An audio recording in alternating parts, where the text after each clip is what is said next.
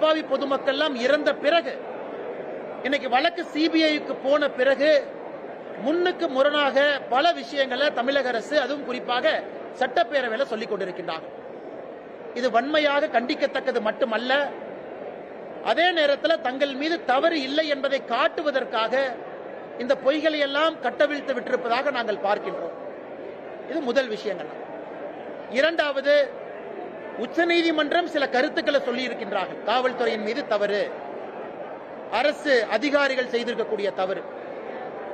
சென்னை உயர்நீதிமன்றத்திலேயே சில கருத்துக்கள் பதிவாகி இருக்கிறது. ஆனா முதலமைச்சர் அவர்கள் இன்னைக்கு பேசியிருக்கக்கூடிய விஷயத்தெல்லாம் பார்க்கும் பொழுது அரசின் மீதோ அங்கிருக்கக்கூடிய அதிகாரிகள் மீதோ அங்கிருக்கக்கூடிய காவல்துறையின் மீதும் எந்த தவறும் இல்லை என்பதை போல் பேசிக் கொண்டிருக்கின்றார்கள்.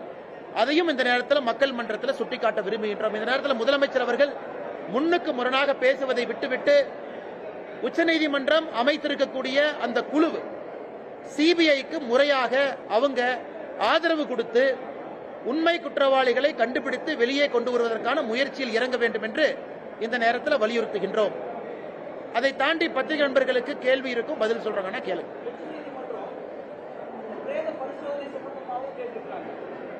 உச்சநீதிமன்றத்தினுடைய அந்த அப்சர்வேஷனை பார்க்கும் பொழுது தமிழக அரசு சொல்லி இருக்கின்றார்கள், காலையில் அதிகாலை, அதாவது 28 செப்டம்பர் அதிகாலை 1:45 மணிக்கு முதல் போஸ்ட்மார்ட்டம் செய்ய ஆரம்பித்தோம்.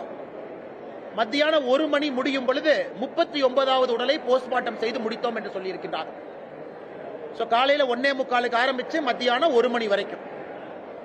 உச்சநீதிமன்றத்தினுடைய நீதியரசர்கள் கேட்டிருப்பது, அந்த போஸ்ட்மார்ட்டம் செய்யறதுக்கே 2 டேபிள் தானே இருக்கு, அப்படி இருக்கும் பொழுது நீங்க சொல்லி இருக்கக்கூடிய டைம் எதுவும் மேட்ச் ஆகலையே. அதை மறைப்பதற்காக இன்னைக்கு முதலமைச்சர் சட்டப்பேரவையில் இவர் புதுசா ஒண்ணு கொண்டு வர்றார். 24 மருத்துவர்கள் தலைமை அப்படின்னு புதுசா ஒண்ணு சொல்றார்.